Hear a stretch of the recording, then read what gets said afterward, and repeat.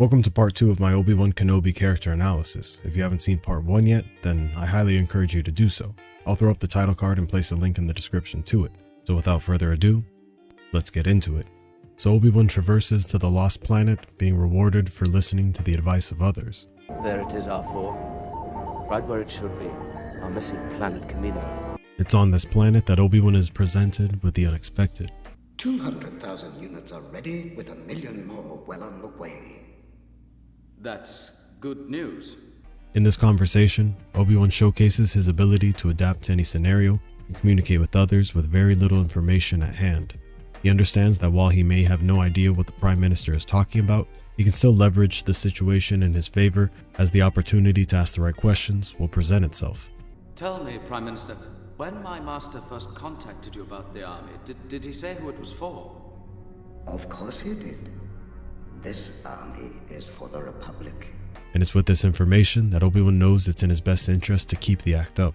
But you must be anxious to inspect the units for yourself. That's why I'm here. Obi-Wan then continues to play the detective and examines the clones, gaining insight to what they're capable of. They are totally obedient, taking any order without question.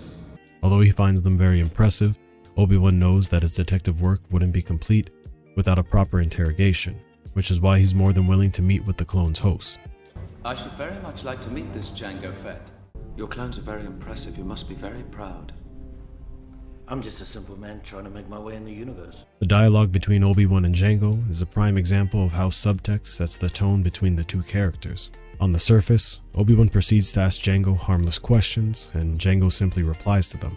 But when you read between the lines, tension is being built between the two, as it feels more like an interrogation, as the two know more than they're letting on. Jango in particular manages to say nothing and everything at the same time, dancing around the idea that they've encountered each other before. Ever made your way as far into the interior as Coruscant? Once or twice. Recently? Possibly. Interestingly enough, while Jango may be the antagonist in this scene, he never lies, even helping Obi-Wan by giving him the name of the man he really should be looking for. Cypher Diaz. Never heard of him. Really? I was recruited by a man called Tyrannus on one of the moons of Bogdan. Curious. And while Obi-Wan has actually been given answers, he leaves with only more questions. Do you like your army? I look forward to seeing them in action. They'll do their job well. I'll guarantee that. Jango's subtext implies that he's a threat that's not to be reckoned with. Obi-Wan and the Republic may be gaining an army, but that doesn't make him safe. And if that's not enough, Jango leaves him with a veiled threat on his way out. Thank you for your time, Jango. Always a pleasure to meet a Jedi. With this newfound information on Camino, Obi-Wan turns to the Council to report his findings. Do you think these cloners are involved in the plot to assassinate Senator Amidala? No, Master, there appears to be no motive. Do not assume anything, Obi-Wan. Clear your mind must be if you are to discover the real villains behind this plot. While Obi-Wan is able to deduce who the assassin is, unfortunately he finds out that this means nothing without a why, as motive would shed light on their mystery. Did the Council ever authorize the creation of a clone army? No. Whoever placed that order did not have the authorization of the Jedi Council. Unfortunately for Obi-Wan, the Council fails him again, and the Jedi's ignorance put on full display, as something this pivotal slipped under their noses.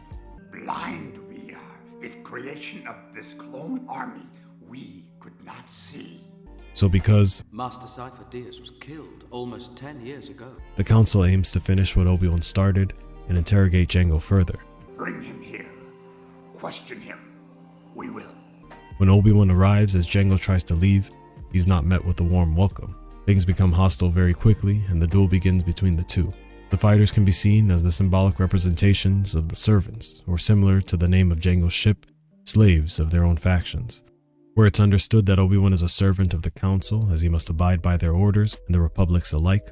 For Jango, while being a bounty hunter would make him seem more free as he makes his own decisions, he still lacks true choice, as he must always comply with those that hire him. It doesn't help either that the Kaminoans state that they keep him there. And where is this bounty hunter now? Oh, we keep him here. Making his home seem more like a cell, even if he does get paid a considerable amount for it. Overall, the two can be seen as the best versions of the thousands of Jedi and clones that mirror them, just copy and paste images that must remain obedient to their masters. In the end, after scraping tooth and nail, the two reach a stalemate of sorts, with Obi-Wan feigning death, with Obi-Wan proving what he would one day advise to Han, as there are alternatives to fighting, using this to his advantage as he places a tracker on Jango's ship. And as he tracks down Jango to Geonosis, the fighting continues, only this time in the planet's ring. Blast, this is why I hate flying. Part of that statement is obviously because of the physical life or death situation he's in, but he also hates flying because of the utter chaos. The immense amount of freedom that flying grants you also lends itself towards everyone wanting to live by their own rules. This is why people who love being pilots, like Anakin and Han, are normally the ones who thrive in the chaos. But Obi-Wan prefers order, for when conflict arrives, he prefers to be able to talk his way out of a situation, and for both parties to leave peacefully. So when it gets to a point that he realizes he can't simply win, Obi-Wan elects to get more mileage off of faking his death once more, ensuring that Jango would lead him straight to Dooku. And upon finding Dooku, Obi-Wan discovers an alarming truth to the Separatist plans. We shall have an army greater than any in the galaxy. The Jedi will be overwhelmed. The Republic will agree to any demands we make. With Obi-Wan overhearing this, he would then deliver the message of the war that is to come, as well as how Nute Gunray is behind the assassination attempts on Padme. This would start a chain reaction to Anakin, the Jedi, and the Republic, all setting them into a frenzy caused by their own fears.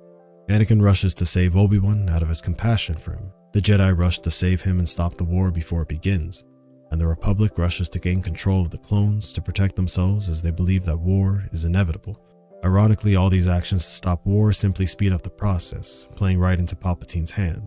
Of course though, they don't have Obi-Wan, the future negotiator, with them to bring a more peaceful option. With Obi-Wan captured, Dooku decides to pay him a visit. Traitor.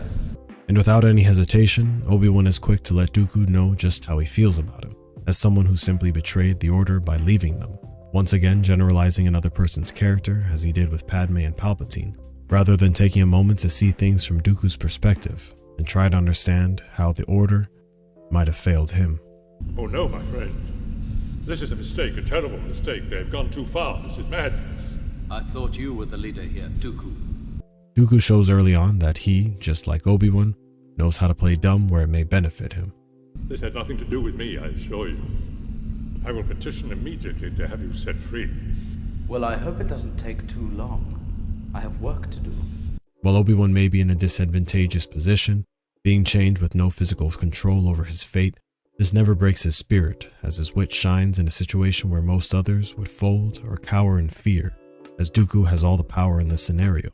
I've been tracking a bounty hunter named Jango Fett. Do you know him? There are no bounty hunters here that I am aware of. The Geonosians don't trust them. Well, who can blame them? But he is here, I can assure you.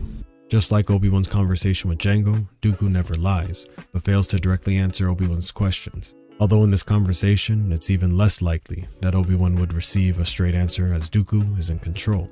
But that won't ever stop Obi-Wan from giving his best effort to try to communicate with others and obtain knowledge from them. It's a great pity that our paths have never crossed before, Obi-Wan. Qui-Gon always spoke very highly of you.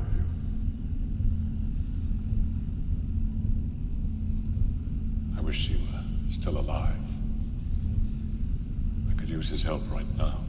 It's here that we're reminded of the connection that Obi-Wan and Dooku share in Qui-Gon, in a sense being cut from the same cloth, as all three characters are considered more individual thinkers than the average Jedi, and willing to do their own thing to follow the will of the Force, but all at different levels.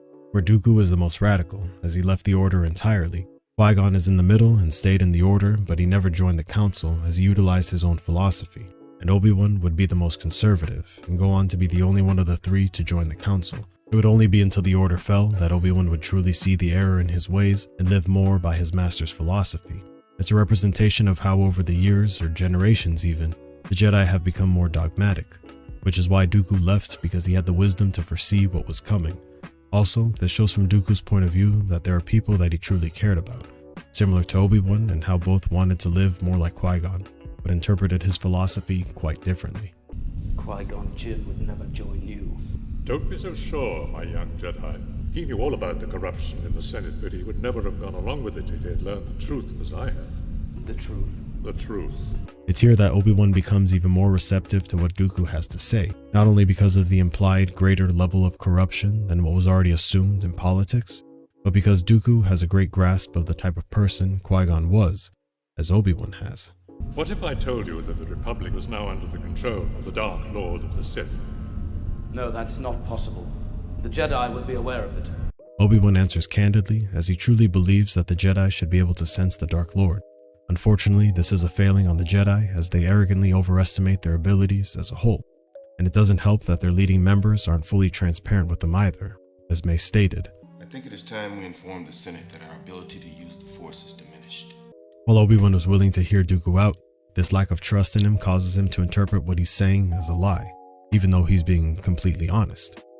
Hundreds of senators are now under the influence of a Sith Lord called Darth Sidious. I don't believe you. A reminder that trust is one of the most important things to possess when trying to convince someone of anything, even if it isn't true. You must join me, Obi-Wan. And together, we will destroy the Sith. I will never join you, Dooku. And so Dooku fails to persuade Obi-Wan to take his proposition, and Obi-Wan passes a trial of temptation, as bringing peace is the ultimate goal of the Jedi. So eliminating their sworn enemy in the Sith and stopping a war before it happens could tempt someone who allows fear to control their actions. But Obi-Wan doesn't let fear compromise his judgment, reminding us he truly is a worthy Jedi. Of course, Dooku can't help but be a little petty about Obi-Wan's unbreakable moral compass.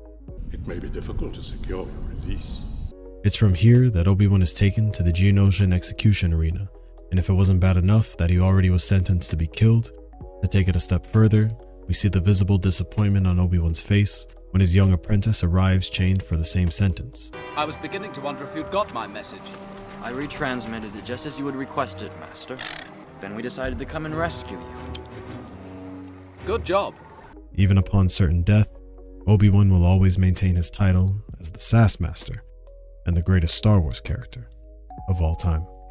Wait 1 second, this is way too early. Sorry, I'm getting ahead of myself. Just relax, concentrate. While Obi-Wan may want nothing more than to tell his apprentice, "I told you so," for the rest of his existence, he instead shows he has the mental fortitude to cast aside his pride and prioritize the task at hand, as their survival depends on it. Advising Anakin a more patient and defensive approach to the fight, allowing things to come to him, because Anakin is known to rush into things more aggressively, and luckily for Obi-Wan, he doesn't have to concern himself with Padme about such matters. What about Padme? She seems to be on top of things. While Obi-Wan prefers not to fight, he proves once again that when you force his hand, he's a valiant warrior that can hold his own. After taking down the beasts, the Jedi arrive to the rescue, but the strike team is met with utter chaos as violent madness ensues, with both sides taking blows. When the battle comes to a pause, fittingly enough, Obi-Wan is seen checking on the dead and wounded Jedi, a reminder that we may not all enjoy the things that we're good at. This being juxtaposed to a revered warrior such as Mace, who's willing to fight to the end, no matter what. Surrender, and your lives will be spared. We will not be hostages to be bartered, Dooku. Upon leaving the arena after the clones arrive, things are looking up for Obi-Wan and Anakin's relationship, as Obi-Wan is quick to give positive reinforcement to Anakin. Aim right above the fuel cells. Good call, my young Padawan. And when faced with the opportunity to confront Dooku, Obi-Wan rightfully shows confidence in his young apprentice, understanding the importance that it would have on the outcome of their inevitable duel. Follow him! We're gonna need some help. There isn't time! Anakin and I can handle this! Although, unfortunately, things take a turn for the worse, as Padme falls out of the transport and the team is left with a difficult decision. And tension rises as Anakin and Obi-Wan aren't exactly on the same page. Put the ship down! Anakin! Don't let your personal feelings get in the way! Obi-Wan is yet again put to the test, as now he's tasked with getting his fearful apprentice to see eye to eye with him. So Obi-Wan does all that he can to bring him to his senses. Lower the ship! I can't take Dooku alone! I need you! If we catch him, we can end this war right now! We have a job to do! I don't care! Put the ship down! First, he expresses vulnerability and weakness, reminding Anakin that he's as important to taking Dooku down as anything else, and that if he sacrifices her for the greater good, then he could save countless lives, in line with the idea that the needs of the many outweigh the needs of the few. You will be expelled from the Jedi Order! I can't leave her! Then Obi-Wan continues with a more logical approach, reminding him that he would lose all his life's work in an instant by committing treason. Come to your senses! What do you think Padme would do were she in your position?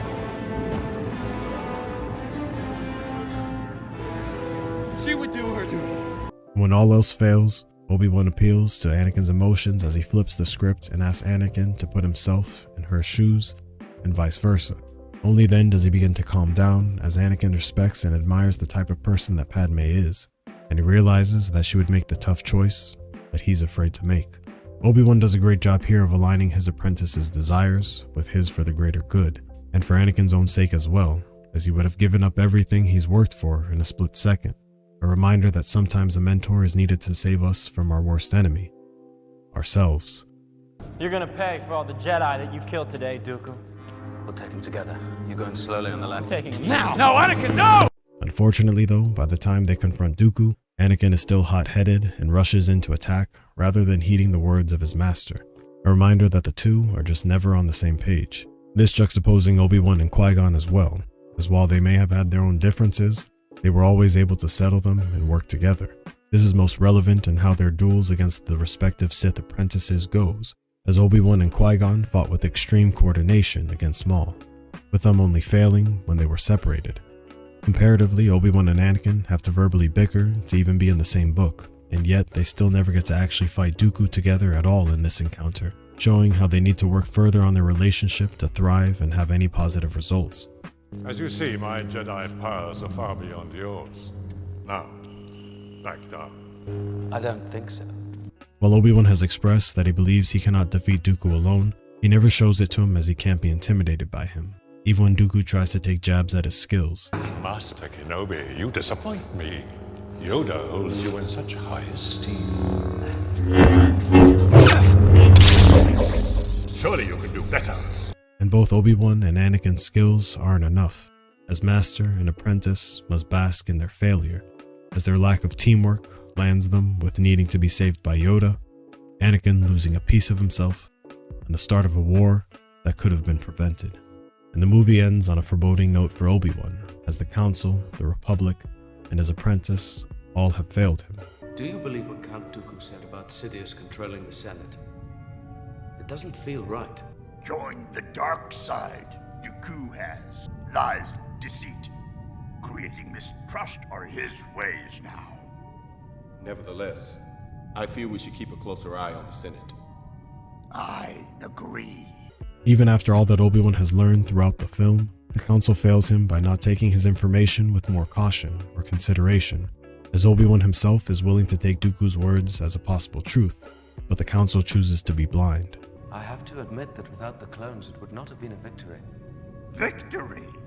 Victory, you say? Master Obi-Wan, not victory. The shroud of the dark side has fallen. Begun. The Clone War has. While they did win the battle, it came at the price of starting a war, and the Jedi are in for a rude awakening with the beginning of the Clone Wars, as the Republic has granted Palpatine more power, made soldiers out of the peacekeeping Jedi, and unknowingly planted the seeds of the Empire. Where is your apprentice? On his way to Naboo, escorting Senator Amidala home. With Anakin marrying Padme, Obi-Wan is left to handle the consequences of Anakin's newly formed attachment, as their forbidden love could spell Anakin's downfall. So it rests on Obi-Wan's shoulders to guide his apprentice along the right path, as he would be tempted, or even manipulated, into giving into his fears. This would prove to be Obi-Wan's toughest challenge yet as a mentor, as at the end of the day, he's still a continual learner. Hey everyone, thanks for watching. I had a ton of fun making this video, so if you enjoyed it too, then I highly suggest liking the video. And if you want to see more like it, then definitely hit subscribe. And if you want to be notified when part 3 comes out, then hit the bell for notifications. Or consider checking out my Patreon, where I'll be uploading videos there significantly sooner than on YouTube. So part 3 should be there available as I speak, and the same will apply to the next parts when they come out. And on that note, I want to give a shout out to my patrons. Your support means everything to me. And thank you to everyone who watches. I truly appreciate it. And finally, let me know in the comments which Star Wars character is the best teacher and why. And who knows, they might be in the next one. Until next time, you don't want to sell me any death sticks, and you'll want to go home and rethink your life.